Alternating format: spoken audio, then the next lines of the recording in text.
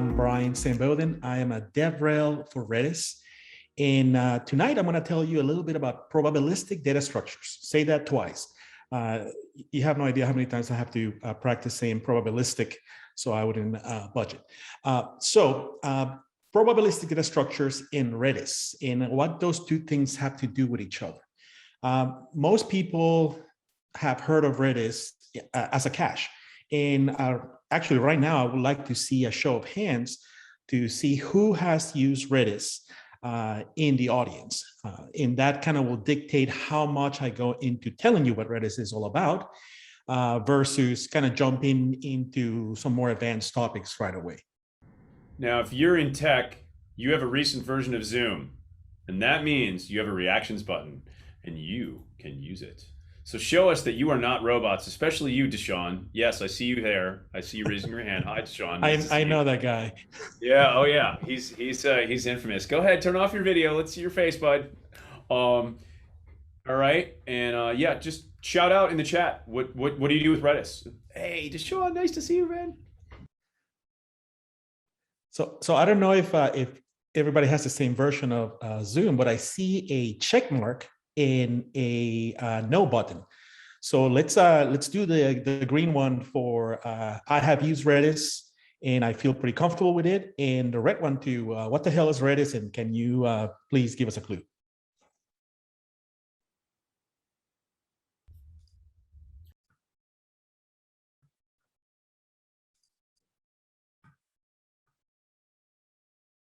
Oh, look at that. I can see a count. That's actually pretty awesome. Yeah, it is. Thank you, Jim and Rondir. Hopefully I'm pronouncing that right. Rondir. Yeah, I hope I said that right. Oh, nice. Cool. Yeah, I think distributed caching is, especially in the age of microservices, probably a pretty popular pattern. Yep. And that is the number one use case that you will find in the wild for Redis, which is basically caching. We are kind of the queen or king of caching. Nice.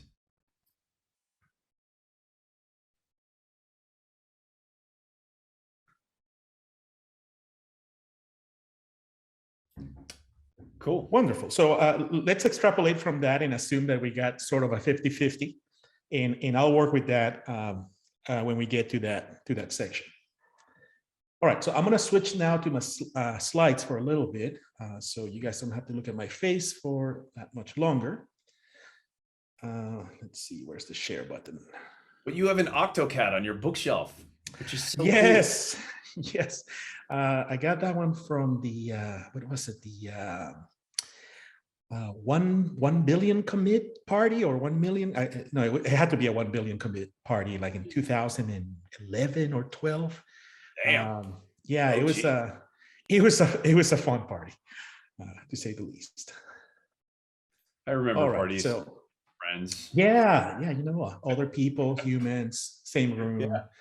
Punch bowl. All right, so hello and welcome to Probabilistic Data Structures with Redis Bloom. And I am Brian Samboden. I am supposed to click this so you guys can see that beautiful animation. And I am your friendly developer advocate at Redis. We formerly known as Redis Labs. We dropped the labs, we're just Redis now. Open source and commercial under the same umbrella.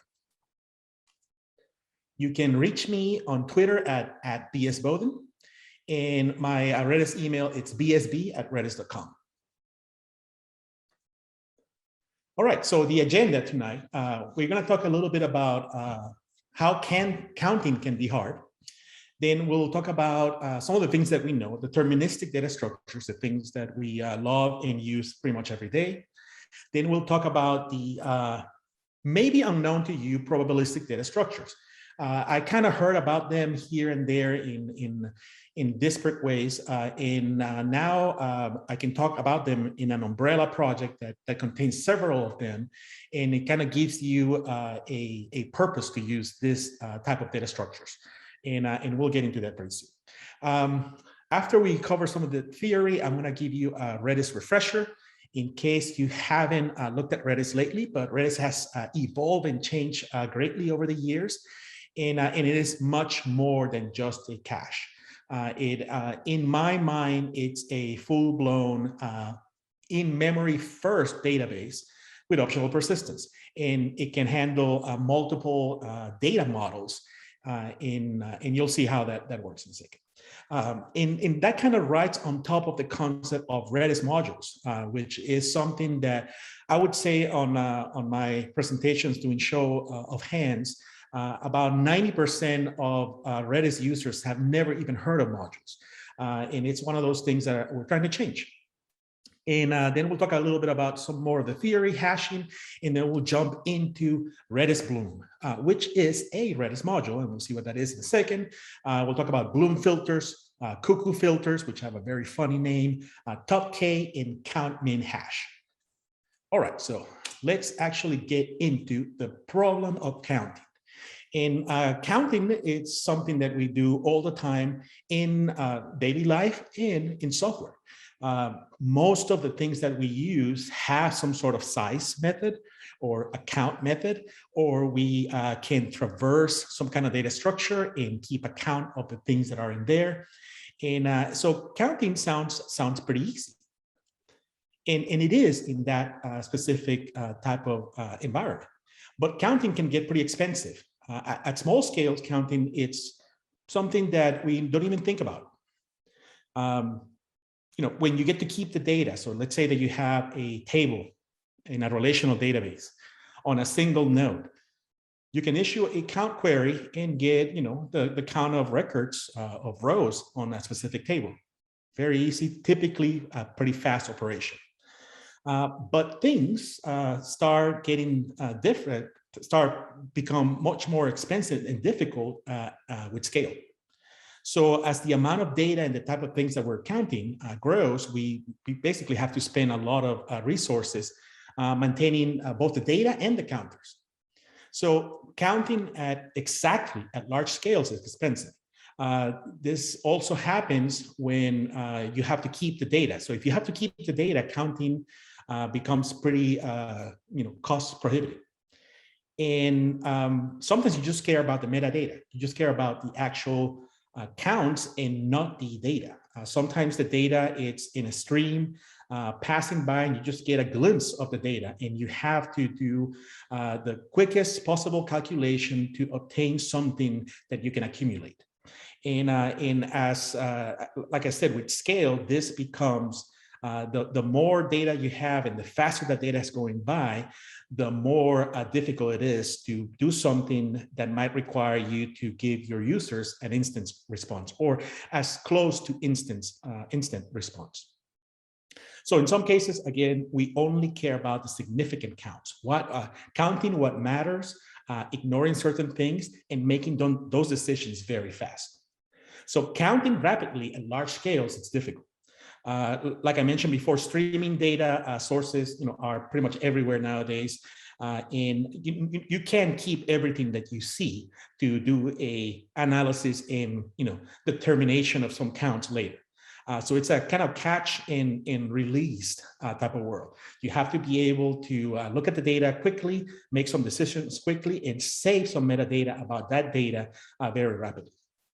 So again, sometimes those even those counters can actually grow to an unmanageable size. So let's say that you manage to figure out an efficient way to extract metadata from a stream of data that's flying by, and now you're finding that over time, sometimes not very much time, your counters themselves are becoming difficult to maintain. So now you need to also find an efficient way in terms of storage to keep those counts. So there's a combination of two problems. How fast the data might be going by, what type of analysis you have to do on the data, and the size of the data structures that keep that metadata. So again, sometimes counting at high speed can become very difficult, and that's the first attempt that we all use as developers is to use what we know. We use something it could be something as simple as a dictionary type of data structure, like a hash set in Java, where you will keep a label that tells you the thing that you're counting, or maybe the subject, the user, the IP, and then the value would be some count that you basically increment as you see more of those events or actions from that user. And those are, our good old friends, our deterministic data structures. Very familiar to pretty much everybody, I'm assuming, in the audience. And we have the typical thing: lists, sets, arrays, graphs, tuples, stacks, trees, tables, queues. And depending on what type of analysis you're doing and what type of data you're dealing with, some of them might be better than others for doing basically counting. But the overall gist is that you put data in and you get data out. And the structure size, it's somewhat proportional to the data size that you're putting in. So but if there was a way to keep accurate counting metadata without that in a limited amount of memory disk, and having the ability to rapidly ask the counting questions of interest, then we will obviously do that. I mean, some of this, normal deterministic data structures have set limits. As you add more data, sometimes asking a question becomes more expensive. Sometimes the size of the data structure is typically proportional to the size of the data that you're storing. And when it comes to metadata, that's something that you would like to avoid, because as your user base grows, or as the number of events that you're accumulating grows, you don't want the service to diminish in terms of performance. So that leads us to probabilistic data structures. And a better title for probabilistic data structure would be probabilistic data structures in algorithms, because they're a combination of two things. Typically, you have a data structure that basically doesn't grow linearly with the amount of information you put in it. And you have some kind of algorithm or collection of algorithms to deal with inserting the data and also to deal with querying the data structure. So again, when dealing with the processing of large data sets, the common things that we want to do are counting, for example, unique items, most frequent items. Sometimes, you want to even check whether an item exists in a given data set. So the common approach would be to use one of the deterministic data structures, like a hash set or a hash table, like we saw before. But again, we want to prevent this problem of scale. And we want to prevent that linear degradation with the amount of items that we actually are dealing with. Hey, Brian. So, yes, go ahead. Got a quick question from Santosh. He was curious if metadata calculation is the most predominant use case for using Redis. Could you... Actually, it is becoming a very popular use case in the gaming industry. A lot of gaming companies that we have as customers use Redis to basically keep things like leaderboards and sometimes, where they have a massive multiplayer games, you want to have the ability to answer questions about the whole set very, very rapidly. So it is, I would say, now maybe one of the top 3 use cases for Redis. Santosh, if that answers your question, let us know. If you want some more detail, just chime in the chat. Thanks. Yeah, and certainly we can talk about some of the use cases at the end of the talk. I actually have Deshaun, which happens to be in our SA team, and he has some probably pretty good stories about customers, customers using Redis and how they're using Redis. All right, so back to the show. Again, the data structures and algorithms that combine make probabilistic data structures. They do 2 things. They try to optimize to use sublinear memory. That means that if you're counting n things, your memory is not going to grow as a factor of that n. So you're going to try to keep it under that, and typically most of these data structures and algorithms work to keep the storage or the memory being used constant, which is actually pretty amazing. Now, the other thing too, that it's potentially more important, it's that they try to do all the operations in constant execution time, which means that doesn't matter if you're are on your billionth event or in your 10th event, asking a question about that set, asking the questions that this data structure it's tailored to answer would always come back in the same amount of time. And that's something that's very important. For example, for let's say that you have again, let's go with a massive multiplayer game, and you want to try to, count the check-ins into a game and prevent users from maybe gaming the system by having multiple sessions. So how do you check that a user is not already logged into a specific game? You'll probably have to look in some kind of session table to see if that user is there. But with something like probabilistic data structure, you can ask that question very fast and keep that counting metadata separate from the operational tables or operational data structures for your game. So that's kind of where probabilistic data structures come into play. They kind of bypass some of the expensive things that you typically do at large scale. Obviously there's some compromises in there. There's no such thing as a free lunch, and we'll talk about those compromises. But again, the idea is to bypass the traditional, let's say, doing a select from a table where user email equals the email I just tried to log in, to be able to tell them, hey, no, you already have a game session on this specific game. Probabilistic data structures can answer that question in constant time, and the amount of data to store, that metadata, it's actually much smaller than otherwise. All right, so the probabilistic data structures and algorithms, they trade off accuracy for some of those savings that I mentioned in terms of memory and performance. So what do we mean by trading off accuracy?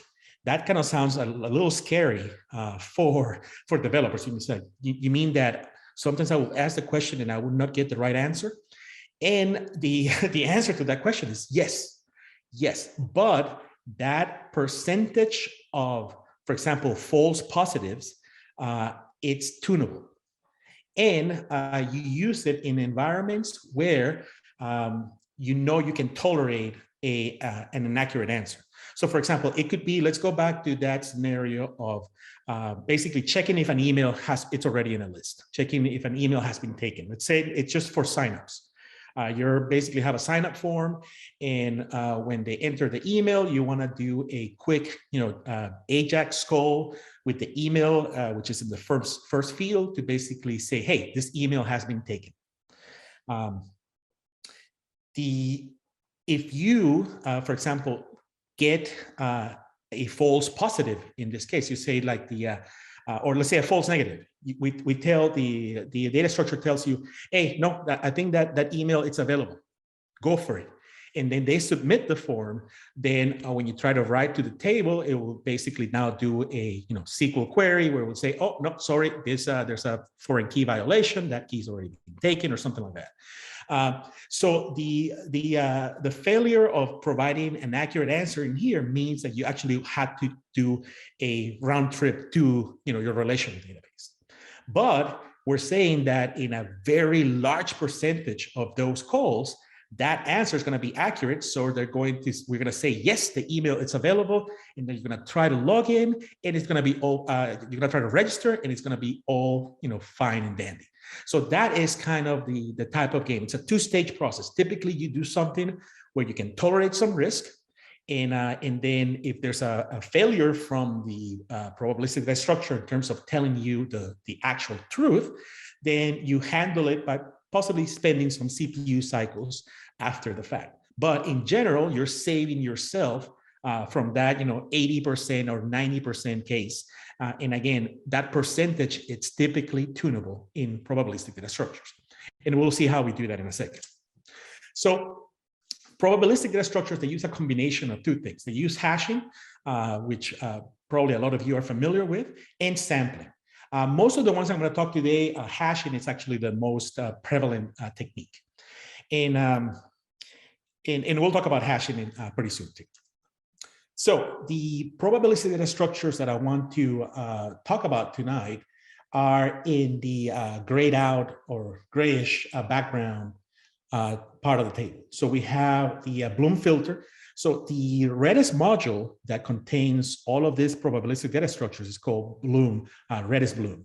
And it got its name because the Bloom filter was the first algorithm and data structure that made it in there. But in reality, it has multiple algorithms. So it has a Bloom filter. It has something called a cuckoo filter. It has something called, hyperlog. It's actually built in core Redis. So open source Redis fresh download will have hyperlog. There's something called the count min sketch, which is a derivation of the count sketch that you see above it. And then we also have a top K implementation. And they do different things. You can see on the right-hand side of that table, some of them deal with membership. Some of them deal with cardinality. Some of them deal with frequency, and some of them deal with rank. Those are typically the 4 areas of counting that are seen more often in applications. So again, with probabilistic data structures, we have a different recipe. We have data going in, but only metadata going out. Typically, the data that you saw originally cannot be reconstructed from the probabilistic data structure. So data in, metadata out. The structure size, it's typically less than the size of the data. And in many cases, that structure size is fixed. They do provide what I would term as a fuzzy view of the data. And of this data structures, the Bloom filter, it's the grandparent of all of them all. It's been around since the 1970s. And I think it became popular again in 1998 when, kind of like the internet, pets.com era, when things basically started to kick in the e-commerce world.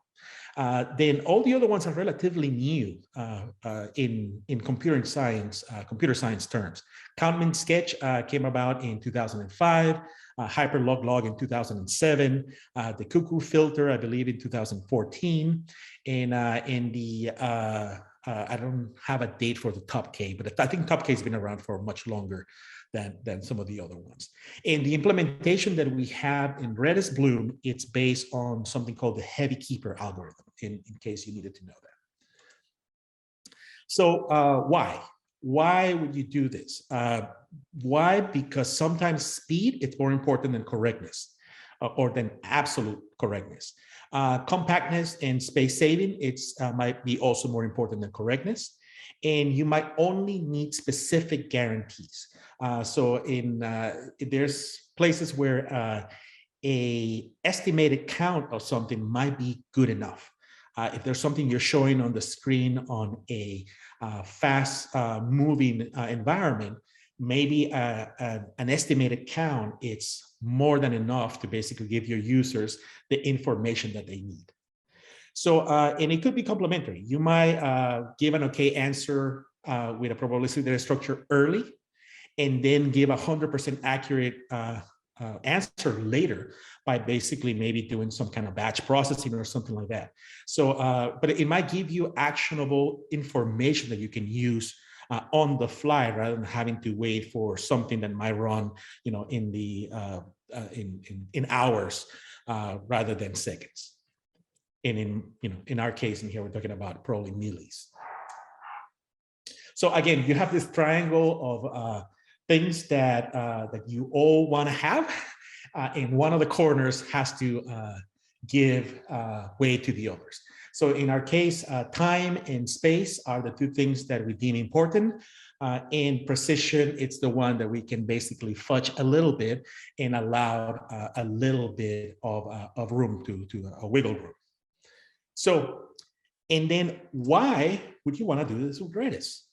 All of these algorithms, you can find probably a Java implementation, put it in your Spring application or in your Vertex application, and run against something that some stream of data or some relational database. You might have like a trigger that when something goes into a table row, you basically trigger a count to increment that metadata in one of these probabilistic data structures. So yeah, you could do all this on the client side in Java.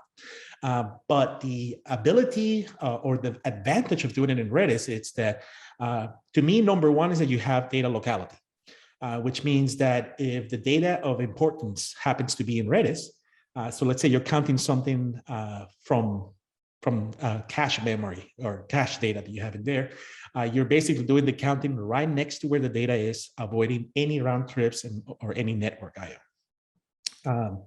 The other advantage is speed.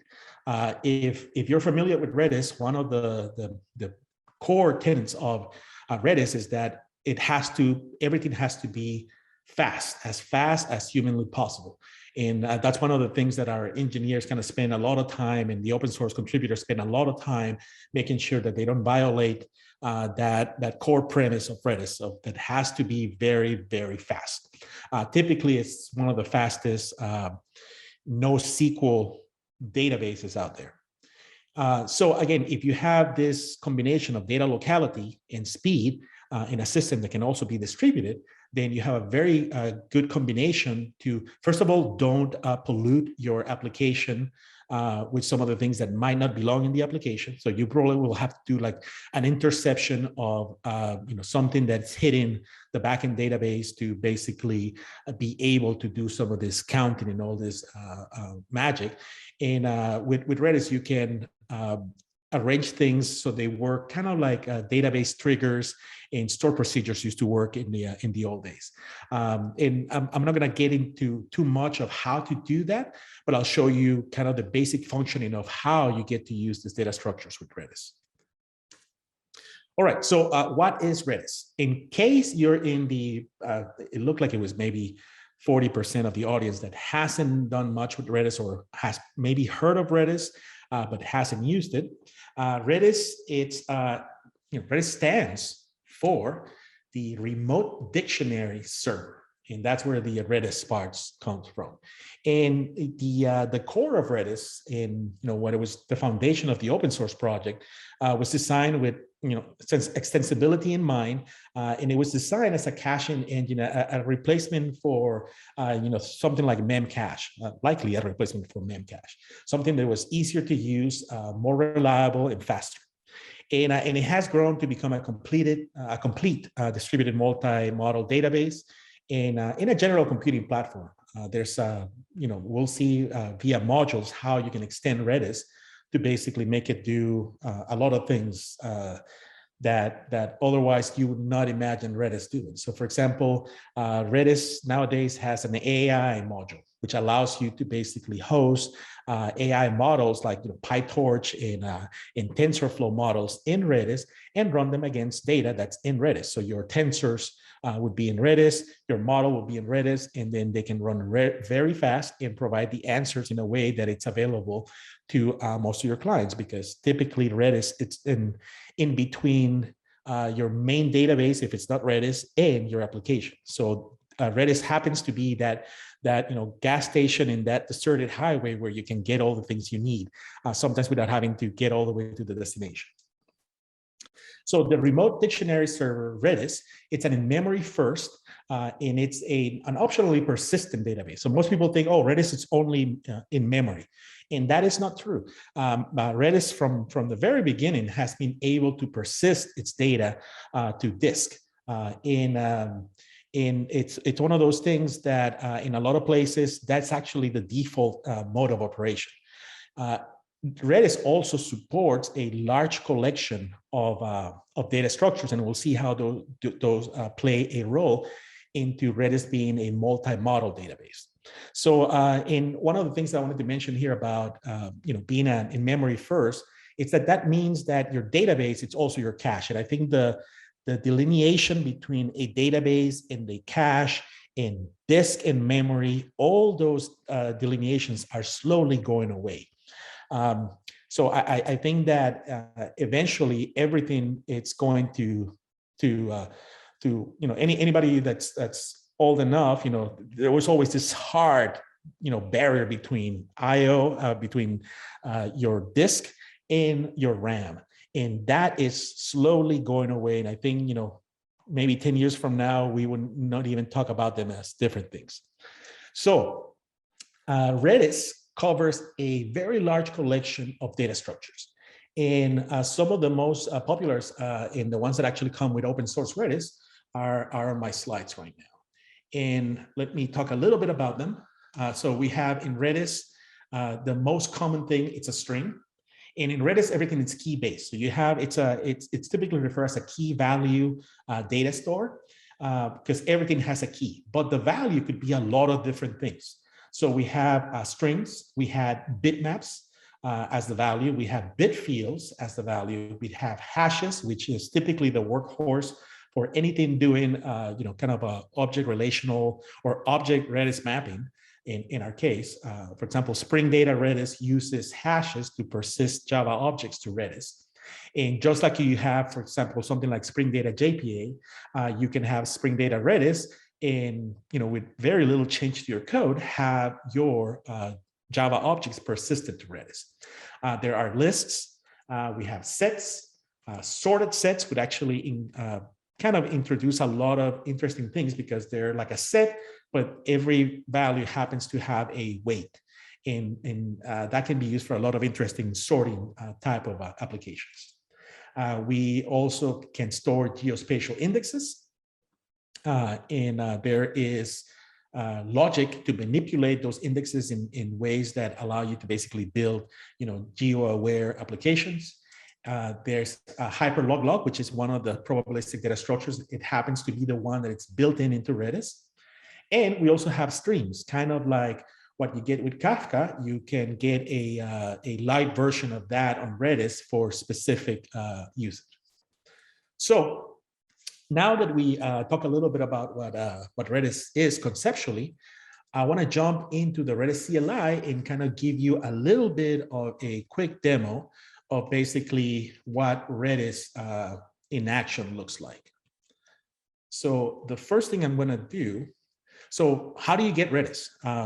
You could download the binaries. You can do a brew install of Redis on a Mac.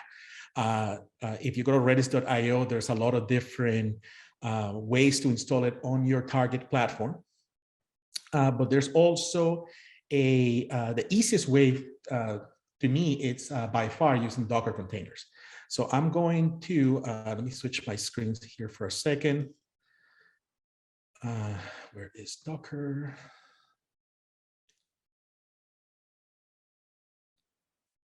Okay, so I'm switching to the Docker desktop for a second, just to give you an idea. One of the Docker images that I'm using for tonight, it's called Redis Mod. In Redis Mod, it's a image that it contains open source Redis, plus all the modules that Redis as a company promotes. Modules, we'll talk about them in a second, they have kind of a promotion cycle in a way that they basically get kind of blessed into the upper echelon of modules. And there's about, I believe, 7 modules that come with this specific image. So I'm going to go ahead and actually start this Redis container. And this is called Redis Mod, and I have the link on the slides later in the presentation. And now let me switch to a terminal.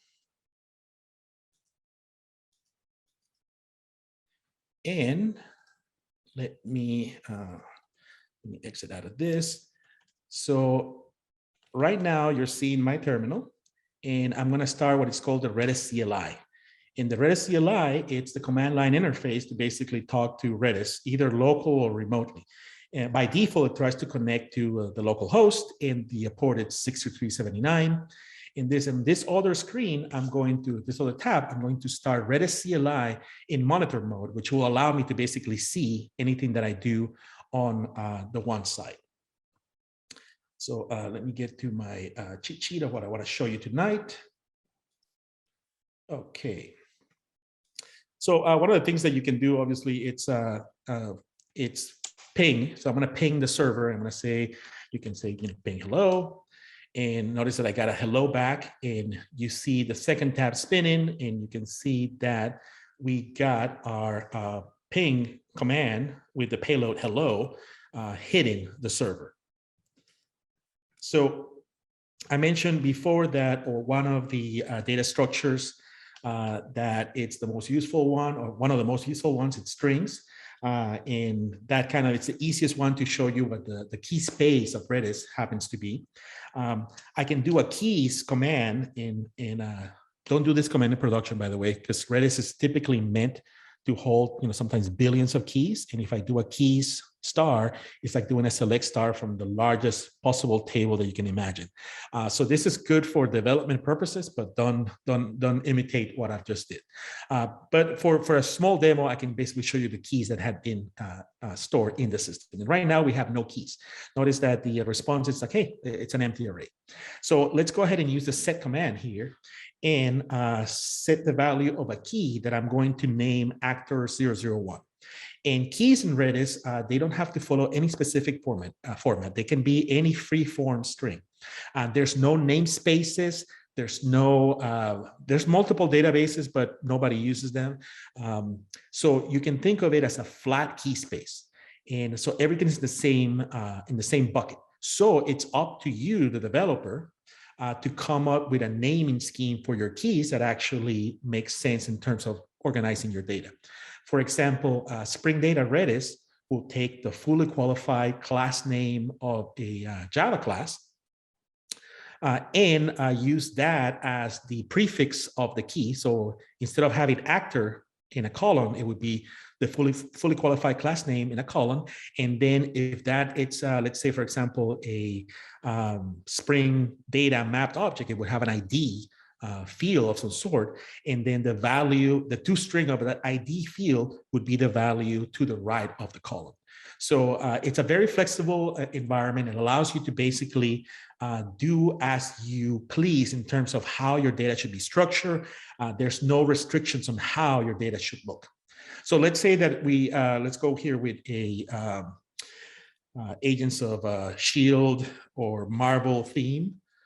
So I'm going to set a new actor here to my database. Notice that as I hit Redis, I would see that command hit in Redis. And now if I issue that key start command again, you can see that now we have that actor data structure stored, that string stored into the database.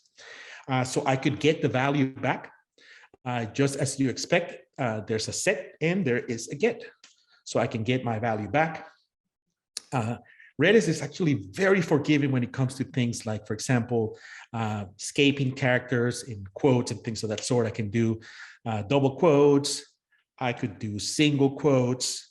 And Redis is typically happy with any of those. It is case sensitive though by default. Pretty much anything Unix based, it's case sensitive. The commands, they don't have to be typed in uppercase. Sometimes I do that because of all database habits.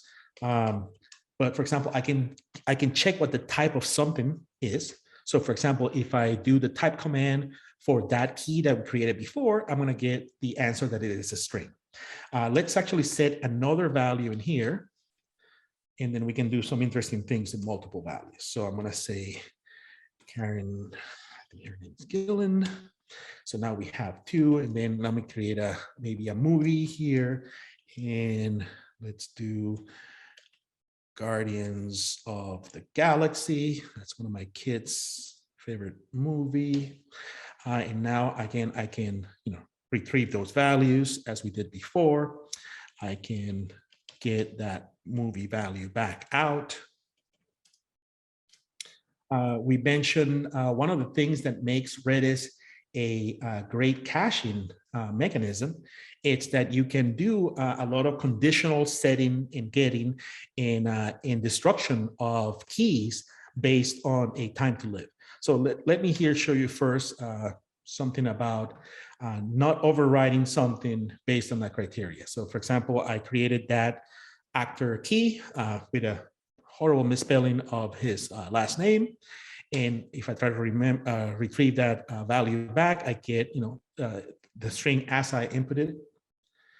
And now let's actually use a set that it's going to pass this NX flag. And the NX flag will say only change this value if it, or only insert this value if it doesn't already exist. And you can see that I get a nil back. That means I didn't change anything.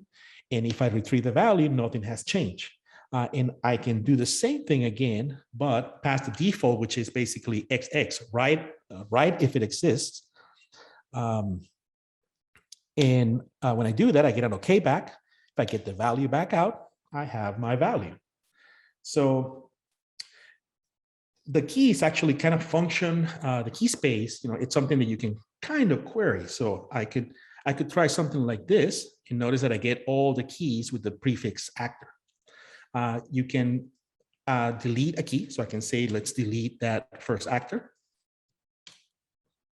And remember, there is APIs for this from pretty much every language you can think of. There's a very common library for Java called Redis, and there's also another one called Redis, and both of them allow you to basically do all of the operations that you, oh, sorry, I always forget the pluralization. So I can ask a key whether it exists or not. In a very Unix way, you get basically a 0 or a 1 if something exists or not. So if I ask for number 2, I get a 1 because it exists. And that is strings, very simple. Let me show you one of the other data structures that we have in here quickly. This one is a set, and there's commands to basically add elements to a set. So in this case, I'm adding to a set called Oscar actors, called Oscar winners, and I'm adding a collection of strings to that. So now we have a key value that can hold multiple things. And I'm going to do another quick example in here. And then you can do things, for example, like, let's say I can retrieve all the members from the Oscar winners set. And I can do things like intersections. So there's all of this super fast, like, for example, set operations can happen on your data in Redis, and you can get answers in a split of a second. Now, another thing I'm not gonna cover on this little introduction, it's that, and I mentioned it before briefly, it's that there's a time to live to pretty much everything in Redis. And by default, it's -1, which means it will live forever until deleted manually. But one of the reasons why Redis is so popular as a caching mechanism is that you can insert something and tell that something how long it has to basically remain in memory, remain in the database, and it auto cleans the database. So it's a perfect vehicle to implement caching. All right, so let me switch back now to the slides, and we'll keep on talking about probabilistic data structures. So now that you've seen basically what Redis is, again, it's in memory first, it's fast. It allows multiple data structures to live in the same database. So you can have basically hybrid data. You can have data that looks in whichever way the data structure allows you to be stored. So you're not restricted to just columns and rows. All right, so let's talk about Redis modules. And Redis modules are extensions to Redis. And like I said, Redis, it's a very fast in-memory database that comes with some built-in data structures. By using Redis modules, you add extra data structures, typically tailored to some purpose, with the operations that allow the data structure to be highly efficient. So these extensions are typically written in C or Rust, and they basically are what allow Redis to create new storage, paradigms on top of a pretty fast platform to begin with. So you can basically do a lot of server-side computation. So a module could be very light on terms of data structures and very heavy in computation, or vice versa. Like I mentioned before, we even have a module that's an AI module that allows you to basically run AI inferences on your database. So the modules that we have, the 7 modules that we have that are officially vetted by Redis, the company, are Redis JSON, which allows you to have a document database in Redis. We have also, one second. We have Redis JSON. We have Redis search. We have Redis graph. We have Redis time series, which is a data structure in the operations to manage a time series database in Redis. We have Redis AI, the one that I've been talking about. We have Redis gears, which is, if you're familiar with, for example, Lambda functions. Imagine having Lambda functions in Python or JavaScript that can be run in your Redis instances. So it's kind of the equivalent of basically cloud functions for Redis. And the star of tonight, Redis Bloom, which is a collection of I think the most important or the most useful probabilistic data structures as a native Redis data structure. And again, we talk about them trading accuracy for extreme, memory efficiency and performance. And again, the idea is that now you have your deterministic data structures and your probabilistic data structures living under the same umbrella, so you can decide sometimes dynamically which ones to use based on things like load, the amount of data. It could be even, what to use during peak times of an application, where you can afford to basically run the extra cycles because you have, multiple CPUs available. You can then go the long way and give a perfectly 100% accurate answer. But sometimes you're in those peak hours and maybe a probabilistic data structure is the thing to use to get that answer that you need so badly. So Redis Bloom, a module. So you have to install it on your open source Redis. If you just downloaded open source Redis, installing modules is typically not very difficult.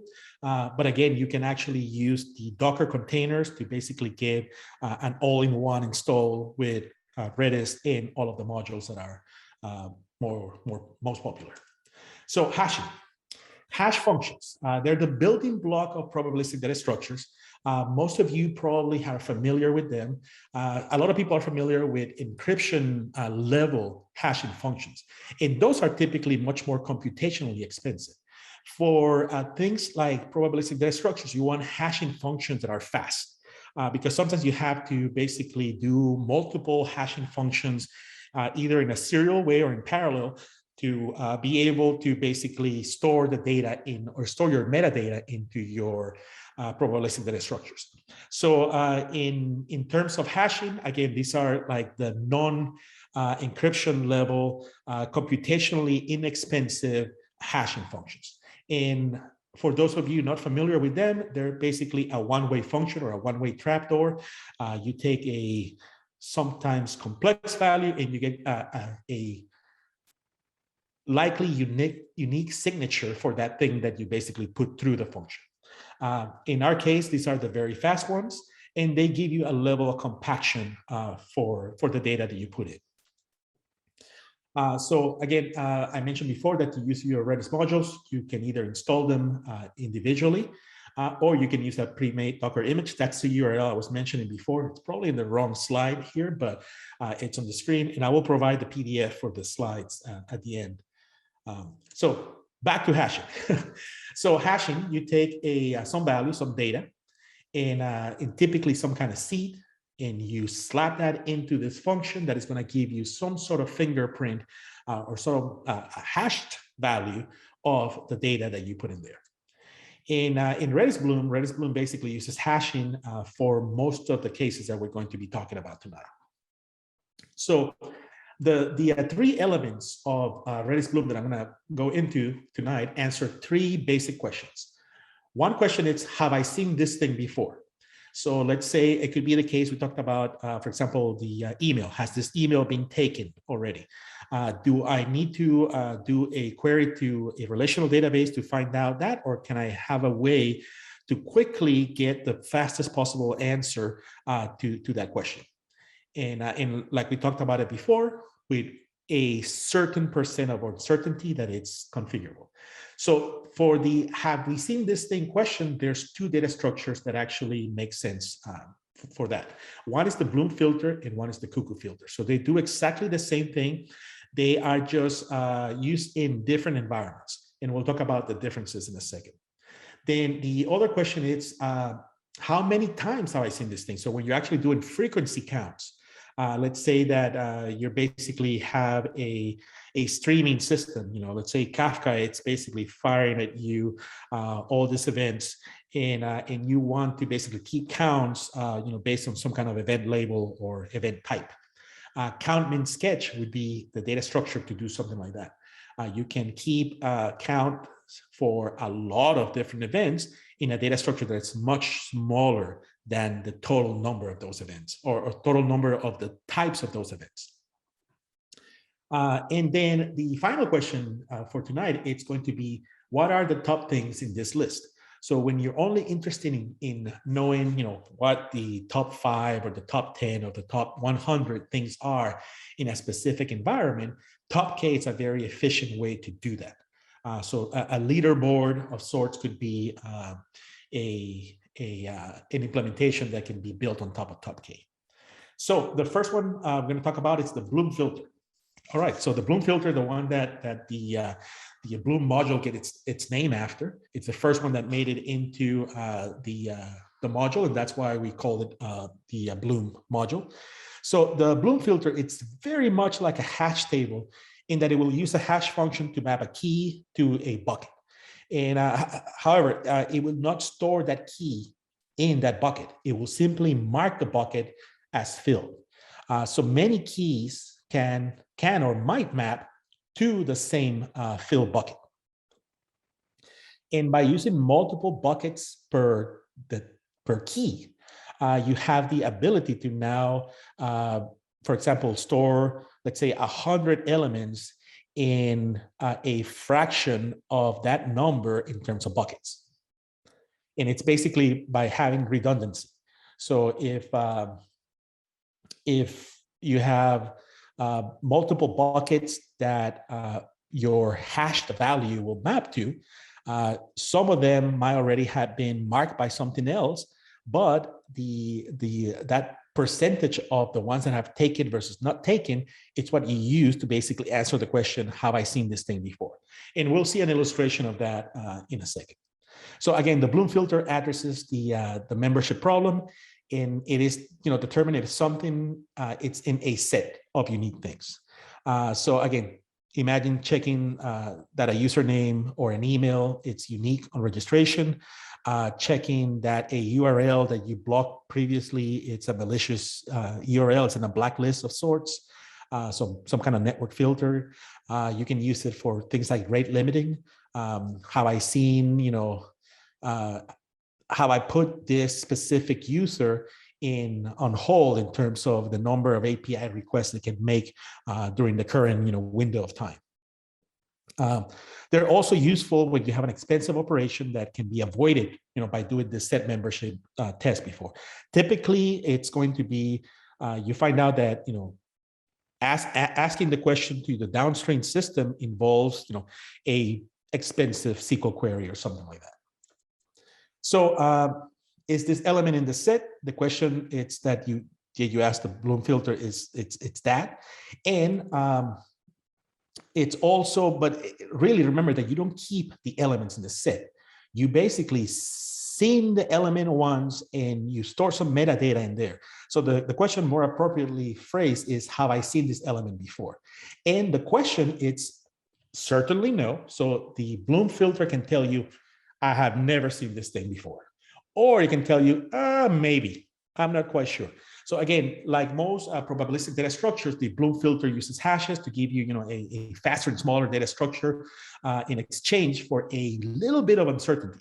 So you can think of it as a set that you can only put things in.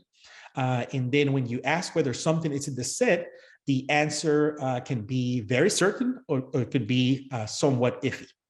And again, no, that thing has never been seen, or probably I might have seen that thing. And when the probably answer, when you get it, when the Bloom filter gets it wrong, that's what we typically refer to as a false positive. So to avoid having this linearly growing set, you accept this small and controllable degree of uncertainty.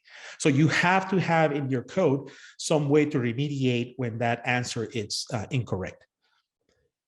In Bloom filters, again, in cuckoo filters, they only use 7 bits per entry. So again, it's very memory efficient. So again, we talked about the answer of no, it's always 100% accurate. The answer of yes could be a false positive. So here is a small picture of basically how a Bloom filter kind of works. So let's say you have an XYZ value that you want to add into the Bloom filter. You use multiple hashing functions. In this case, notice that we have three colors, blue, red, and purple. So we have three hashing functions. Each element has 3 bits, and each basically sets a 1 into the array. When you look up an element like W, for example, you basically look at the buckets for the 3 different hash functions that, the buckets that map that value to using the 3 different hashing functions. And now, because one of the bits in this specific example is not set to 1, we can infer with 100% certainty that W is not in the filter. So false positives are possible, but when you basically have a scenario like the one on screen, you have a very accurate answer in using very little computation in space. So here's more of an animation of a Bloom filter in action. And you can see here that adding Brian. the key camel. Yes, go ahead. Oh, no problem.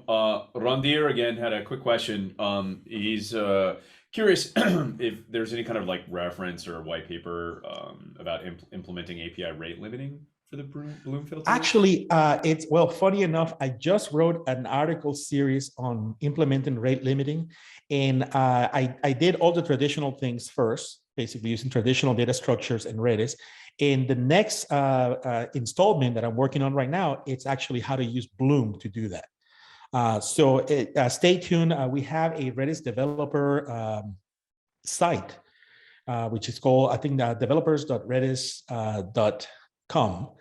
And I believe I have the URL at the end of the presentation, but the article will be there probably in the next 3 weeks. I'm still working on it. But yes, it's one of the things that immediately piqued my interest. It's like, oh, I can use one of these things to implement rate limiting in a very efficient way. So stay tuned for that. Yeah, that's a great idea, right? Because you're not storing like all the counts of all the API calls that are going by. It's just like you're compressing it. That's slick. Nice. Exactly. All right, so let me show you guys this this animation here, which I didn't do this. This is jasondavis.com, but he did a JavaScript implementation of a Bloom filter, and then used, I believe, D3 to animate it and to display it, and it's actually a really nice illustration of a Bloom filter. Let's see if okay, so here we go. So notice in here, we're entering the camel key. It maps to 3 buckets using 3 hashing functions. You get those yellow squares in there. Then we have ape. We have a few more values getting entered. And notice that all of them map to 3 buckets in there. So they flip that bit where one of the hashing functions lands into the whole thing. And when you have collisions, then you basically end up with a bit that gets marked by multiple values. And that ability to have those collisions, it's what allows you to compress all that information into a small space. But again, it comes with the uncertainty that if all the buckets for a specific value get mapped multiple times, then the answer is going to be much more iffy. But as you can see, when we ask for something, we basically do the same thing in reverse. We basically hash the values and see what buckets those map to, and then we check whether those buckets have been occupied or not. And we use that to basically come up with an answer. So it's probably somewhat obvious to you now that based on the number of things you want to put into the filter, that's how you're going to scale it. And likely you want to size it, I think it's typically 80-20 rule. You size it to 80% of what you think you're going to have in there. There's ways to basically dynamically size them, but that's also a pretty expensive operation. And you also size them and pick the number of hashing functions based on what percent of the accuracy error you're willing to tolerate. All right, so again, Redis Bloom, super fast, super efficient. Let's actually take a quick look at how one of them would basically look on the CLI. And I'm going to, so we're going to do a couple of things in here, just show you. We're going to imagine a basic data set of IP addresses that you have basically visiting your site. We're going to create a Bloom filter. We're going to add items to the filter, and then we'll basically ask the filter whether we've seen that item before or not. So let me switch to the CLI. I think I found it. Okay. And let me move some windows around here so I can see what I'm doing. Okay. So. Which Thor movie is this? Is this Ragnarok? Yes, I believe so. Yeah. Right. Yeah, I had another presentation where I did a whole bunch of Marvel movies and actors and stuff like that. So, nice. All right, let me clear the screen here. So again, how we would do this with a set in a very simple way. We would basically have like a set, and we'll add elements to the set. So if you were to do that with Redis, you can use a set. This SAT command, it's set add. And here I'm creating a unique visitor set and adding an IP to it. And then I could then ask that same set whether that IP is in there by doing an SS member. And these are the deterministic data structures. That's how it works. If you look at the values contained in the set, I can say, for example, S members, it's going to be proportional to the things that we see. So, like I said, in Java or any other language. It's still super fast, but it's going to grow linearly. So with a Bloom filter, I can create a new Bloom filter using a Bloom filter add. So in Redis, most commands have a prefix. For Bloom filter, it's BF. And I can say BF add. And I can say that my filter is going to be named unique visitors. Since you already have a unique visitor set, this is just going to be unique visitors. And let's add that same IP. Let me copy it from my notes in here to make this go a little faster. So in there, by just adding that IP to this unique visitor key using the BF add, I created a Bloom filter. So now the way to basically interrogate the Bloom filter, it's to do a BF exists. So I can say BF exists.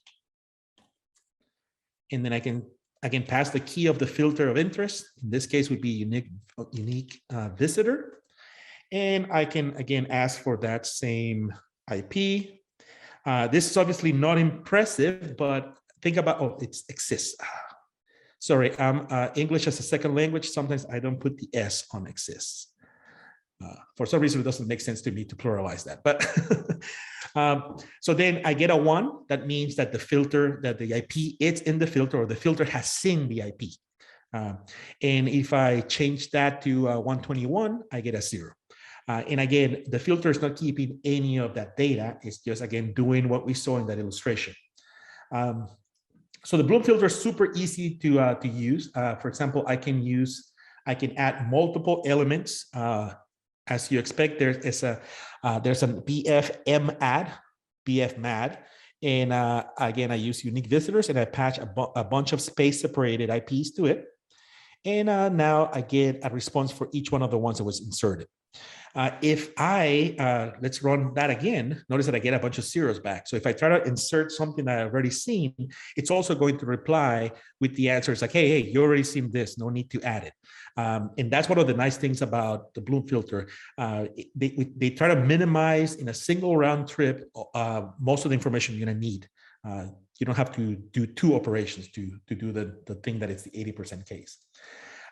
Again, I can check if multiple things exist by doing as you can guess, exist.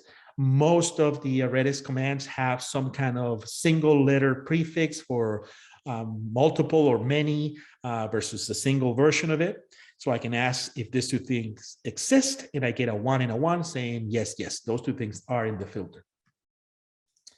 And again, if I do the same operation with one value that is not there. I'm going to get one for the 200 that it's in the filter already or was seen by the filter, and a 0 for the 213 that has never been seen by the filter. So that is how easy Bloom filters are in Redis.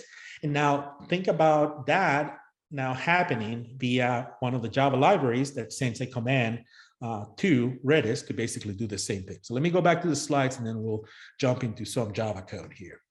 All right, so we saw how to use Redis Bloom, or in basically how to use a module in Redis. Once you install a module, it's all command driven. You basically have a bunch of commands that are prefixed by that module, and that's really how simple it is. So how do we control the uncertainty on that filter? So you notice that when I created the filter, I just did a df add, and stuff went in there, and it created the filter with some default values. The default values are, some sane defaults, but if you want to be able to control the creation of the filter, you can reserve it beforehand. So there's a bf reserve command that takes the name of the filter and then takes two values. The first one, it's an error rate. In this case would be 0.01 or 0.1%. And then the next one is capacity. So the capacity of this one, it's what is that? 100 million unique IPs. Without the commas, it's hard for me to tell what it is, but 1, 2, 3. Okay. So again, you can control that amount of uncertainty by setting the error rate and the capacity of your filter. So now let's take a look at basically using a Bloom filter in Java. And for this, we're going to use a library called Redis Bloom. And Redis Bloom, it's built on top of the popular Redis client library. And it supports the Bloom, Cuckoo, TopK, and CMS. And I actually had the pleasure of implementing the CMS portion of that driver. So it's a fast, compact, easy to use library. And now let's switch to some Java code to see how that works. If I can find my, where did it go? Oh, here it is. I'm using STS tonight because I like to switch IDEs on a daily basis. So you should be able to see my, yeah, I tried them all. I find that I have a 48-hour period before I get angry with one of them, and then I have to switch to another one. So it's a round robin. Maybe the problem lies between the chair and the keyboard, and it's not the IDE, but let's not talk about that. Rage quit round robin algorithm. Interesting. Yes. So in here, I have a very simple Java Maven-based application. Obviously, you can do this with Gradle if you want to. And the dependency that I have pulled in here, it's the JRE Bloom, which is the Redis Bloom jar. And notice I'm also pulling in Java Faker, so I can actually create some fake data and play around with that. And let's look at the code, which is super simple. So here's a Bloom demo that I built in about, I don't know, 20 minutes or so. No, actually, this was less than 20 minutes. This is the short one. Brian, before you get too spun up in the demo, yes. 1 second. Randir asks yet another good question. He was curious if Redis implements the JCache API. He says he's using Redison's JCache implementation. No, Redis actually, it's a very low-level client that basically just does commands. Redison has multiple layers of abstraction, and one of them happens to be a JCache implementation. As far as I know, Redison is the only JCache implementation on top of Redis. We actually are planning on building one on top of Redis too. But it's nowhere, it's not even in the planning stages yet. There's other bigger fish to fry. So yeah, I mean, Redis it's an amazing client for Redis, and they have some pretty cool things in there. They have some Java data types, Java types that basically mimic the native types in Java, but work with Redis seamlessly. So they have object mapping. They have a lot of things that actually are pretty cool and well done with Redis. So yeah, the top three clients in Java are Redis, Redis, and Redison. Redison is probably the highest level of abstraction. Then Redis has things like, for example, they have a reactive API, they have an async API, and then Redis is the simplest one, possibly the fastest one because it's so low level, but it's basically a one-to-one to the open source commands. So you have to pick the client that matches the environment or what you're trying to do. So a lot of implementers of libraries will use Redis just because it kind of gives you the same flexibility as Redis commands. You know, there's no set paradigm of programming or anything imposed on you, and it's up to you to basically build up from that. And then Redis, you know, gives you higher level APIs with reactive and async, and then Redis goes even past that and gives you specific data structures, distributed objects that basically use Redis as the communication mechanism. So yeah, you got to pick your weapon accordingly. All right, so let's take a look at this Bloom demo. And as you can see, I have in some of the astute Java developers will notice that I did a try with resources in here. And in some other demo later on, I'm going to violate that because there's some async stuff that I couldn't figure out in time with Twitter. So I left it open. So yes, that is one of, you can get a free t-shirt for that one. That one is not a valid one because it's too obvious. So there's other errors in here somewhere else that you can use those. Because otherwise everybody will get a t-shirt and I don't think that's fair. So in this case, the client, it's my, let me expand the imports in here. That is my Redis Bloom IO client. And that is based on Redis again. And it takes the local host, the server and the port. And notice in here, I'm creating a Bloom filter called BF animals. And then I'm using the Faker library to create a bunch of animals, a total of 1,000 animals. And I can also, I'm going to count how many unique ones I'm keeping in there. And notice that I'm using the Bloom filter to prevent hitting the, imagine this is going to hit the database and have to do something expensive in here. So I'm doing here, checking if in the Bloom filter name BF animals, that animal, it's already, if it's not there, then I can actually add it to the filter. Imagine that this adds it to the filter and does something else that's pretty expensive. So that's the one thing, the thing that I'm not showing in here is that it's what you want to prevent. So Brian, just want to give you like a roughly 5-minute warning as we're getting towards 8 p.m. FYI. Perfect, no problem. We're good, we're good. So something expensive in here. And then I have a, I'm gonna up this unique count in here just so I can show it at the end. So remember, the Bloom filter can tell you the things that it's seen or not, but it can't tell you how many. For that, you would need a different type of data structure. So I'm gonna go ahead and run this. Let me go ahead and run this as a Java application. Notice in here that we're going to see that, you know, obviously the library can't generate that many unique things. So you're going to see some collisions in here. We're only showing the collisions. Now, if we go back to the CLI, let me actually share back the command line. You can see that on the Redis CLI monitor mode, we basically have all the calls to BF exist basically hidden the filter on the server. So again, using a Bloom filter, it's equally easy from the CLI or from Java. Now, let me switch back to the slides.